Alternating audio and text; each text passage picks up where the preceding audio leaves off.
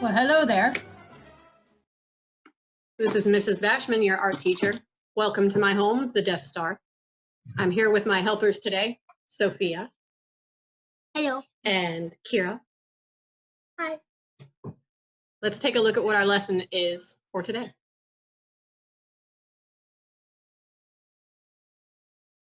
Hi there, everybody. This is Mrs. Bashman, and today we're going to show you how to do the bamboo in Sumi-e paint. So I have two brushes, a large and a small. I have black paint and gray paint. And remember, when you're mixing your paint or your ink with water, you want the black to be thick, just enough so it moves, and you want the gray to be thinner so that it flows nicely, but you still have nice color. We're going to be using our page vertically this time. So I'm going to take my large brush, very similar to how we started our cherry blossom or our plum blossom. Remember, each of the four gentlemen reinforces and builds on the knowledge and skills that we've learned in the one before. So we're going to load with gray and roll the tip in black just like we did last time. And we're going to use a very similar motion to what we did in the branch for the cherry blossom, where we're going to use the side. But this time we're going to press down, lift a little bit, move up, and press. And I'm going to do it relatively fast, so watch how I do it. So press, lift up, move up, press. Skip, press, lift up. So when I move up and I press, you see how it's making that bone shape? And remember on the last one that we did with the cherry blossom, I mentioned if your bristles have a tendency to split and create this roughness, that's not a mistake. This is this quality is one of the qualities that is sought after in Sumi-e paint, and that's one of the reasons why the brushes are made the way that they are, so that they will create this look. So that is not a mistake. Don't freak out about it. So in order to create this shape, what we did was we took the bristles, we pressed them down, and then lifted the pressure just a little bit, not all the way off the page, just lifted it up just a little bit so less of the brush was touching. So I pressed down, I lift up, I moved up, and then I pressed down again. And that created the joints here of my bamboo. If you loaded it properly with the 2 tones of ink, you'll notice that the right side of my bamboo is darker than the left side of my bamboo. So that is the first method. We're going to do one bamboo stick using the sideways bristles. Now I'm going to show you a new technique. So once again, I'm loading my brush with gray and I'm wiping off the excess very well. I don't want it dripping. Now watch what I'm doing. I'm taking the bristles and I'm using my fingers and I'm flattening the bristles into a blade shape. You see how now it's a blade, like a shovel? It's flat and it looks like a square. So you're flattening the bristles so that it looks like a square-headed paintbrush. And what I'm going to do is I'm going to take the edge of this and I'm going to just touch the edge here in black and the edge over here in black. And you really don't want the middle to get black at all. So this is where it's good to have a little bit of just solid black on the edge of your dish here. I'm just touching the edge here and just touching the edge there. So if I did this right, you'll be able to see the 2 different values. And instead of doing the bristles on the side like we did before, I'm holding the bristles straight up and down so that the flat of the bristles is perpendicular to the page. And I bent it a little bit so that this is a skinnier bamboo stick and it's kind of going off to the side. So let me wipe off my brush and I'll bring it closer to you so you can see. Gotta find the camera. There we go. Center it a little bit. Okay. So you see how I have a dark edge, then gray in the middle, and then a dark edge. That's what we're trying to accomplish with this method.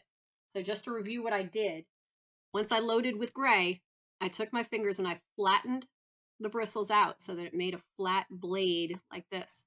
And then I dipped the left edge and the right edge in black so that when I used the bristles, I went this way, up and down. I'm not using the bristles sideways like we did in here, where we got a long, broad stroke. Here I'm getting a very thin stroke that'll only be as wide as my bristles are wide.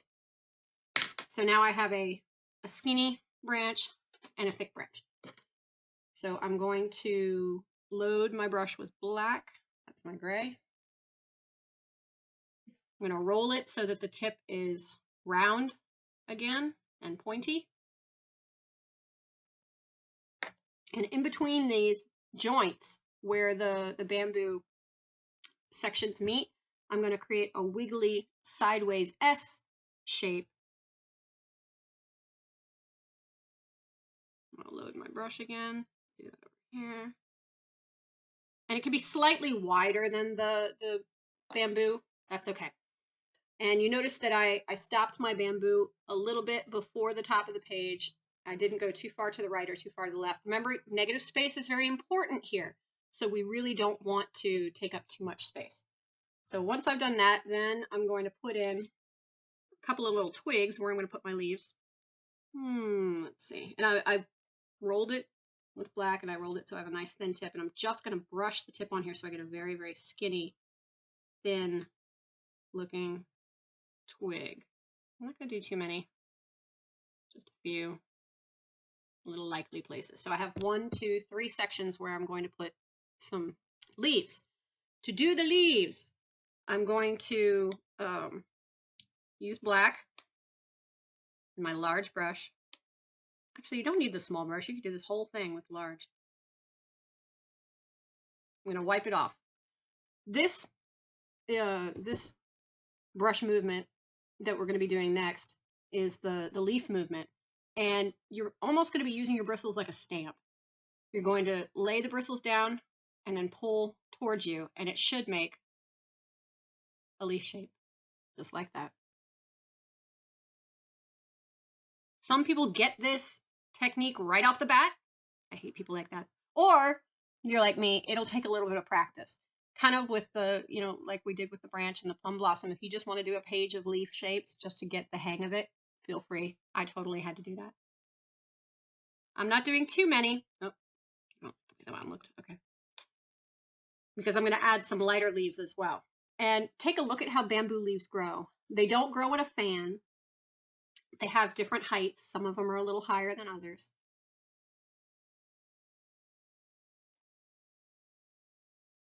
They're not evenly matched on the right and the left side of the twig. And they all grow up towards the sunlight, just like I was saying with the stamen of flowers. If this is where the sun is, all of your branches, all of your leaves are reaching towards that sun. So you don't really have too many that are going to be growing kind of sideways like that. Very few. All right, so I have a good amount of black. Now I'm going to clean my brush off, and we're going to do a few gray. And what you're going to notice is, even though I overlap with the black, those gray leaves are going to magically sink behind and look like little shadows.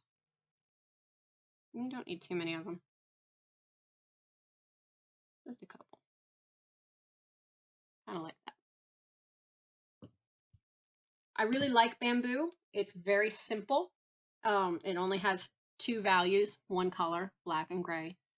But we don't do this one first because you need to learn how to double load the brush and learn how to do the circles and the control of the brush that you get with Plum Blossom first. So this is the fourth of the 4 gentlemen that we're going to learn.